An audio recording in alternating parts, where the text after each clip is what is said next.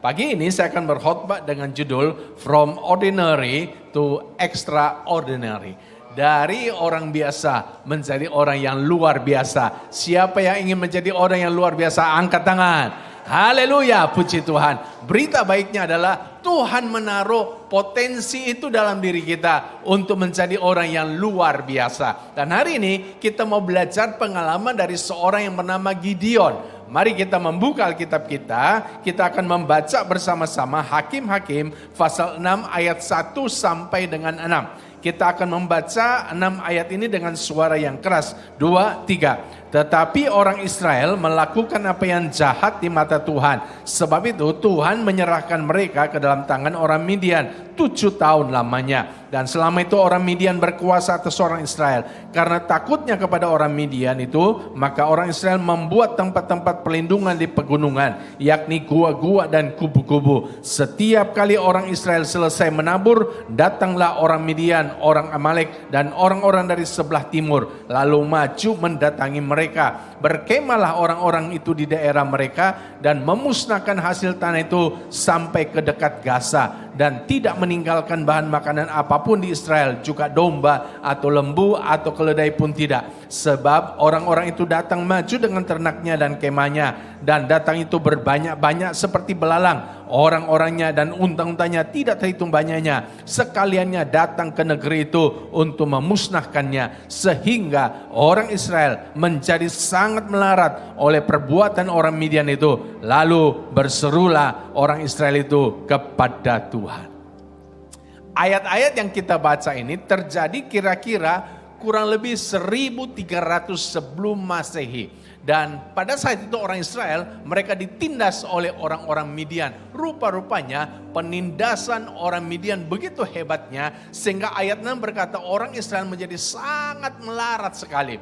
Dalam situasi seperti itulah mereka berseru kepada Tuhan dan Tuhan mengutus Gideon untuk menyelamatkan orang Israel dari tangan orang Midian. Ada kebenaran-kebenaran yang saya mau bagikan kepada saudara melalui kisah Gideon ini. Apakah itu? Yang pertama, bahwa sesungguhnya kita ini lebih baik daripada yang kita pikirkan tentang diri kita sendiri. Seringkali kita ini suka mengecilkan diri kita. Kita suka berkata, saya nggak bisa apa-apa, saya bukan siapa-siapa. Sehingga ketika dikasih tanggung jawab, dikasih tugas, jangan saya nggak bisa apa-apa, kasih orang lain saja. Saudara, kita ini seringkali suka meng-underestimate diri kita sendiri. Kita selalu berpikir, saya ini gak bisa apa-apa. Padahal sebenarnya Tuhan menaruh potensi-potensi besar dalam diri kita. Coba kita melihat ayat-ayatnya saudaraku. Di dalam Hakim pasal 6 ayat 12, ketika pertama kali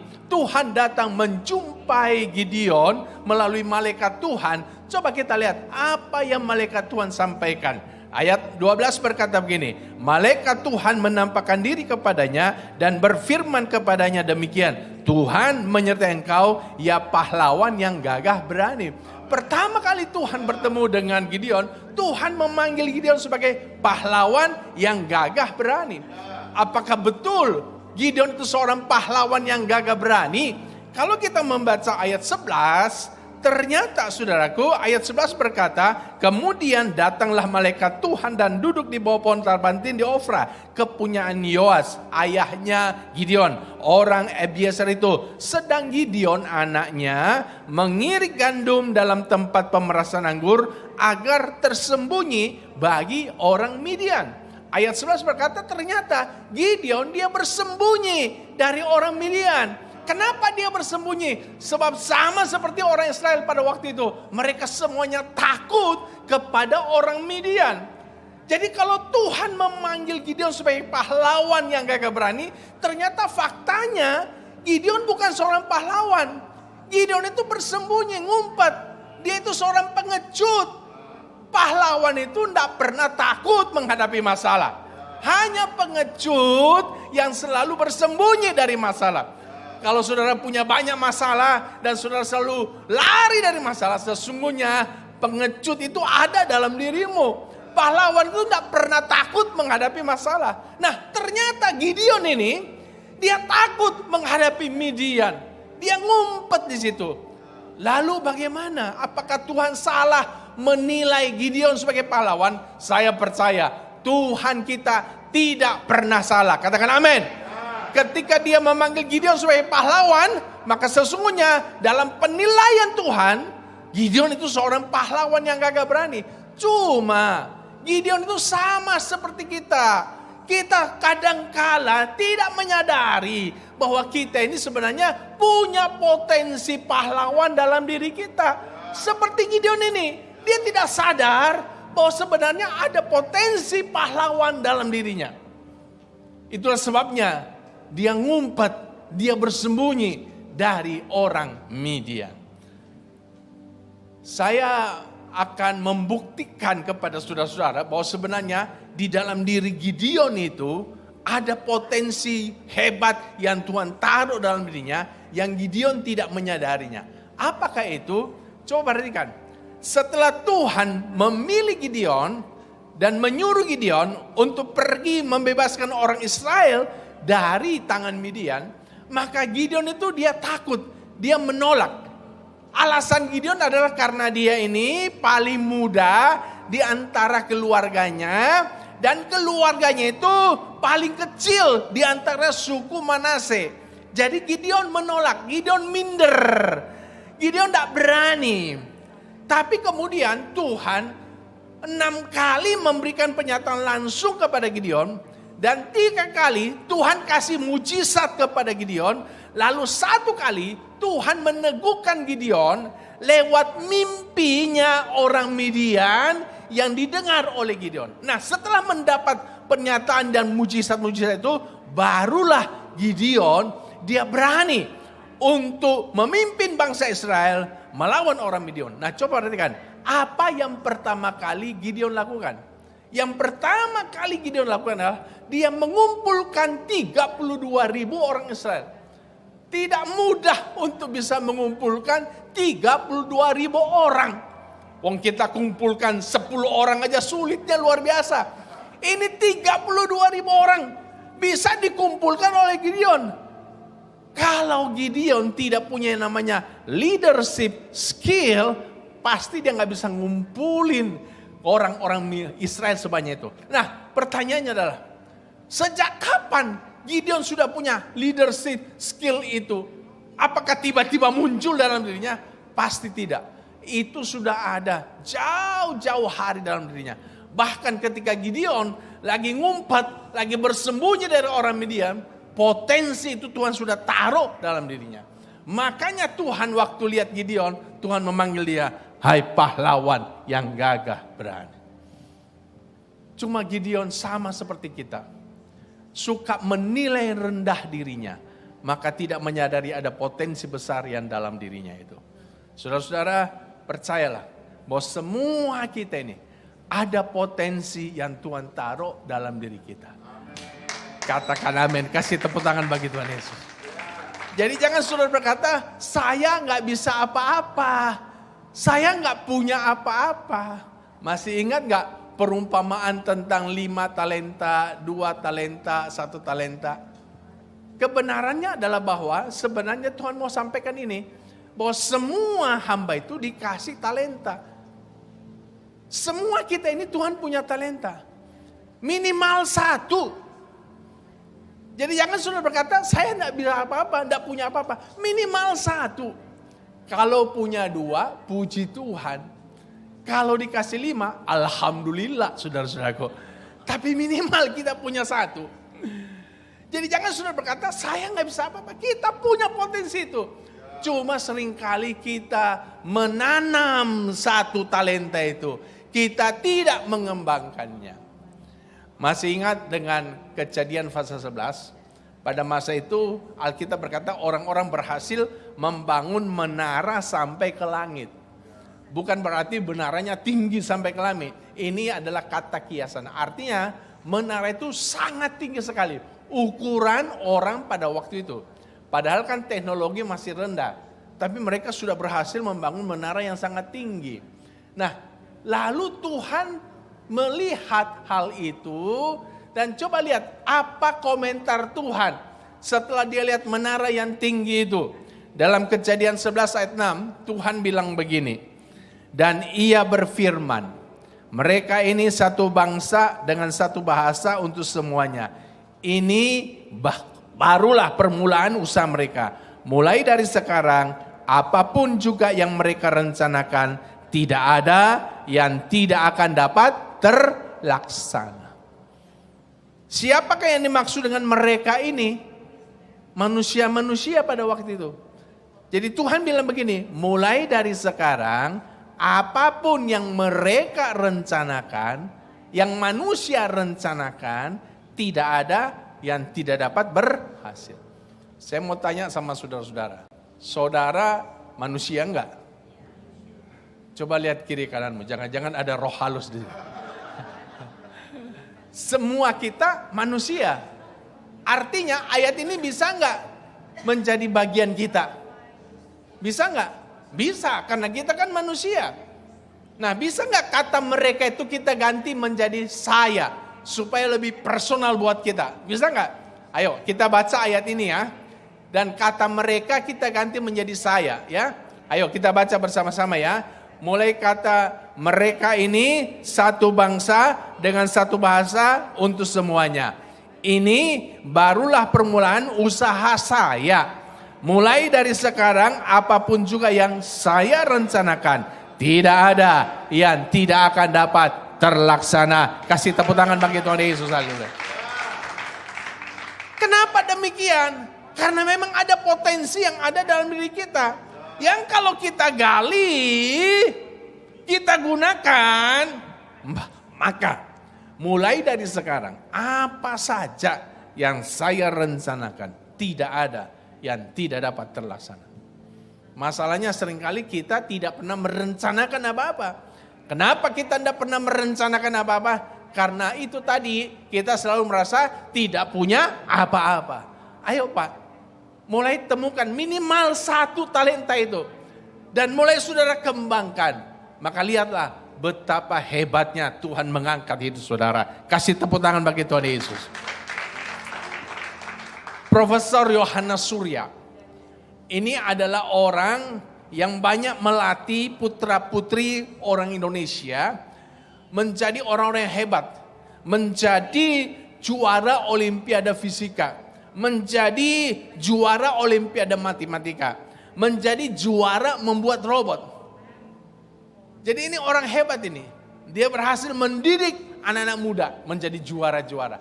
Nah, dia berkata begini, tidak ada anak yang bodoh. Semua anak sama pintar.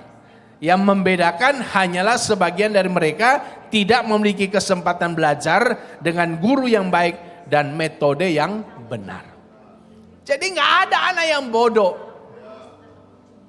Nggak ada suami yang bodoh. Nggak ada istri yang bodoh.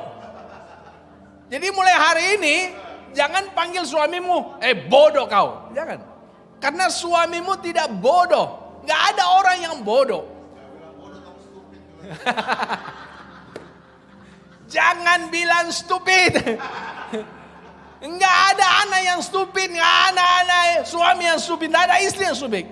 Hanya kita ini belum menemukan orang yang bisa membimbing kita, melatih kita, menemukan potensi diri kita. Kalau kita bisa temukan orang itu, kita akan jadi orang yang extraordinary. Kasih tepuk tangan bagi Tuhan Yesus. Bahkan Profesor Surya berkata begini, berikan kepada saya anak-anak Papua.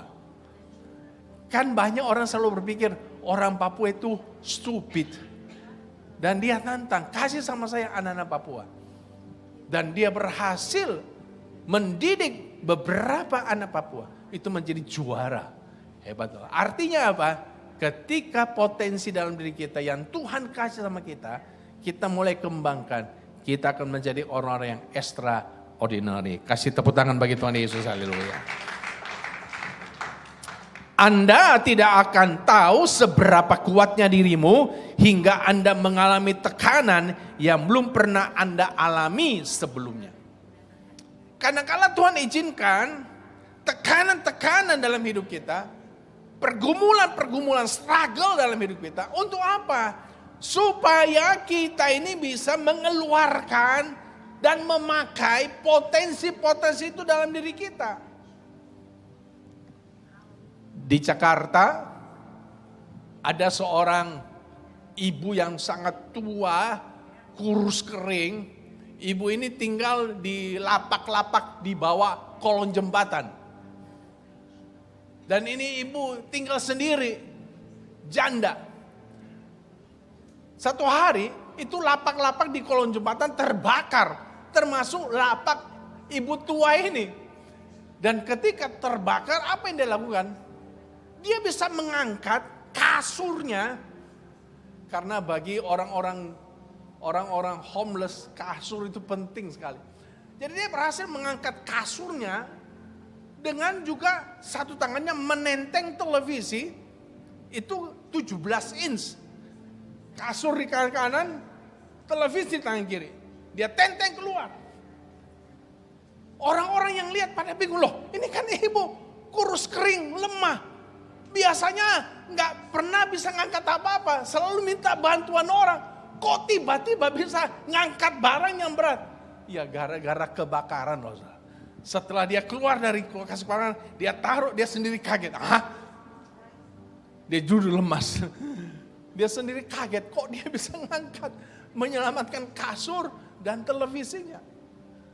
Kadang-kadang Tuhan izinkan loh tekanan-tekanan sehingga kita bisa menggunakan potensi yang hebat itu dalam diri kita. Pandemi COVID ini kan sudah berlalu. Bagi banyak orang, pandemi COVID ini menjadi musibah. Karena ada keluarga yang meninggal, ada yang sakit dan kemudian ya meninggalkan bekasnya sampai sekarang. Ada yang di PHK ya, ada yang saudara-saudara perusahaannya bangkrut ya. Ada yang gembala-gembala gerejanya tutup. Kenapa? Karena waktu COVID tidak ada ibadah. Dan gerejanya tutup ketika sudah selesai COVID. Mau mulai lagi, berat sekali. Nggak berhasil sampai sekarang. Jadi bagi banyak orang, pandemi COVID itu di Jakarta menjadi musibah. Tapi bagi beberapa orang, pandemi COVID jadi berkat. Blessing in disguise bagi mereka. Kenapa? Karena ketika COVID datang memaksa mereka mengeluarkan semua potensi dalam diri mereka untuk bisa tetap survive, bertahan hidup. Ya. Ada teman saya, pendeta, anaknya 3. Ketika COVID datang gerejanya nggak terlalu besar. Dan akhirnya gerejanya tutup. Dan karena gereja tutup, nggak ada pemasukan kolektor persembahan dari jemaat. Dia biasa khotbah ke gereja-gereja lain. Tapi karena COVID, gereja-gereja lain juga tutup. Jadi dia nggak ada pelayanan ke gereja lain. Nah, nggak ada pemasukan, sementara anaknya 3. Bulan pertama bisa dilewati, karena apa? Karena punya tabungan. Bulan kedua, tabungan sudah hampir menipis. Bulan ketiga udah bingung, tabungan sudah habis. Satu hari istrinya kemudian buka YouTube, lalu belajar bikin kue. Dan ternyata berhasil. Dan kuenya dia jual lewat online. Kepada teman-teman pendeta, kemudian juga kepada kenalan-kenalan, laku terjual. Dan ternyata memang kuenya enak. Jadi orang beli bukan karena kasihan sama dia, tapi memang karena enak. Sehingga kemudian dia bisa produksi lebih banyak kue lagi, jual lebih banyak kue lagi. Dan dari situ dia bisa dapat penghasilan. Dan rupa-rupanya ini menjadi penghasilan sampingan bagi ibu ini. Karena setelah COVID dia tetap jualan kue secara online. Dan itu yang bisa menghidupi keluarganya. Sudah lihat, gara-gara tekanan, ibu ini saya pastikan dia punya talenta memasak. Tapi COVID yang kemudian memaksa dia untuk mengeluarkan talentanya itu. Dan akhirnya bisa menolong dia. Jadi lihat, kadang-kadang memang Tuhan izinkan tekanan-tekanan datang untuk bisa memaksa kita mengeluarkan potensi itu. Itulah sebabnya kalau hari ini saudara sedang mengalami pergumulan, gak usah menyalahkan Tuhan. Bilang begini kepada pergumulan, sambut dengan senyum, welcome. Bilang sama-sama, welcome. Kasih tepuk tangan bagi Tuhan Yesus. Haleluya. Karena pasti di balik setiap masalah itu ada berkat yang Tuhan sediakan bagi saudara. Kasih tepuk tangan lagi. Haleluya. Puji Tuhan. Yang kedua, kebenaran yang kedua yang kita bisa belajar dari Gideon adalah bahwa kita harus tahu apa yang Tuhan berikan kepada kita. Coba kita baca ayat 13. Jawab Gideon kepadanya, Tuanku, jika Tuhan menyertai kami, mengapa semuanya ini menimpa kami? Di manakah segala perbuatan-perbuatannya yang ajaib yang diceritakan oleh nenek moyang kami kepada kami ketika mereka berkata, bukankah Tuhan telah menuntun kita keluar dari Mesir, tetapi sekarang Tuhan membuang kami dan menyerahkan kami ke dalam cengkraman orang Midian. Dalam ayat 13, Gideon bertanya kepada Tuhan, Tuhan, kenapa? Tuhan menyertai kami, tapi kenapa kami mengalami ini? Kami jadi miskin melarat. Kami ditindas oleh orang Midian. Kenapa Tuhan? Bukankah seringkali kita juga seperti Gideon suka bertanya-tanya kepada Tuhan?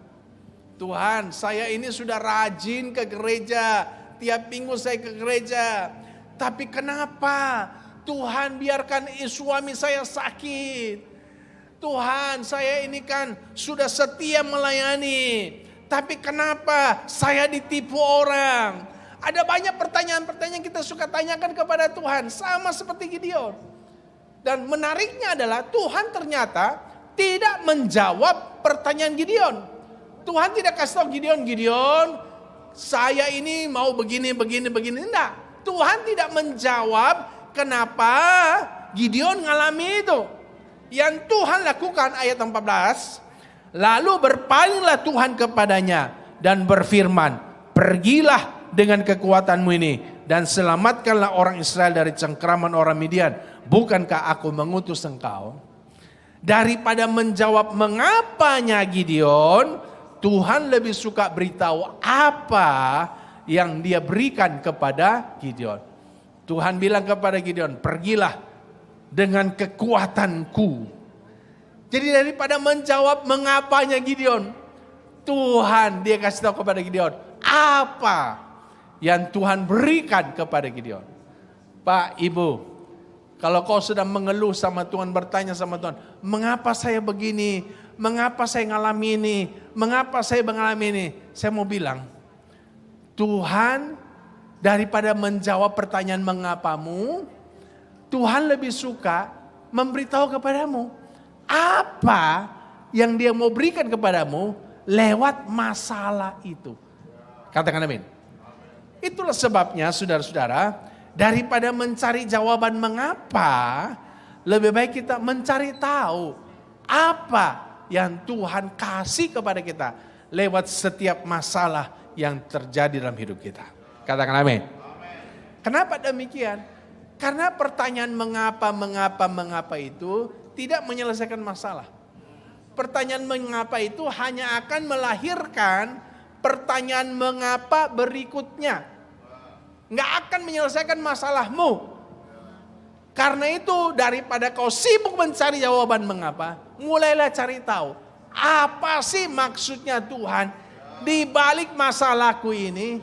Apa sih berkat yang Tuhan mau kasih sama saya di balik masalahku ini? Ada seorang namanya Bernie Ecclestone. Dia ini adalah raja bisnis asal Inggris.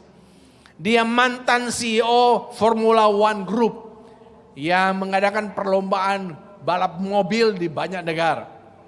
Satu hari dia dirampok dan dihajar sampai babak belur. Bukan hanya itu. Dia baru beli jam tangan Hublot, harganya 4 miliar rupiah. Itu juga dirampok oleh perampok.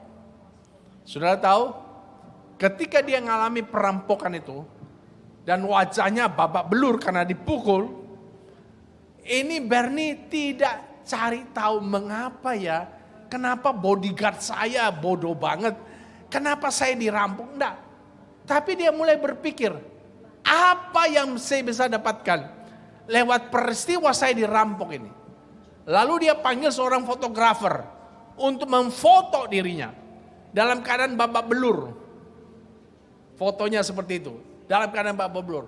Lalu fotonya itu dia kirim kepada CEO jam tangan Hublot. Dan di bawah foto itu dia kasih komentar, see what people will do for a Hublot.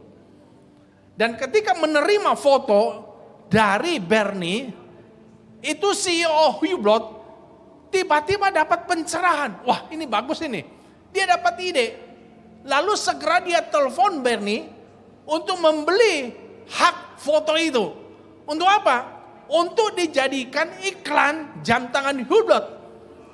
Dan setelah foto itu dijadikan iklan jam tangan Hublot, penjualan jam tangan Hublot mengalami peningkatan. Sudah lihat? CEO dapat untung, Bernie juga dapat untung. Dia dapat kompensasi uang dari penjualan foto babak belurnya itu. Ini gambarannya luar biasa. Mulai hari ini Bapak Ibu, tidak usah tangisi dirimu. Tidak usah menangisi dirimu, mengapa ya. Berhenti menangisi dirimu. Cari tahu apa sih maksudnya Tuhan dengan masalahku ini. Katakan amin. Ada seorang pemuda, dia ikut KKR dan dia dilahir baru, bertobat di KKR itu, di jamaah Tuhan. Dan kemudian dia jadi berapi-api mau jadi seorang misionaris.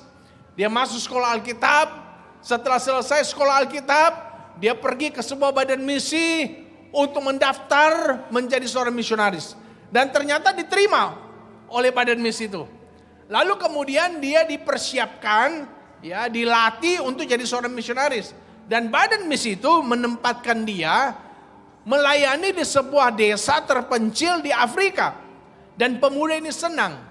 Satu hari ketika dia baru pulang dari training, saudara, dia ngalami tabrakan.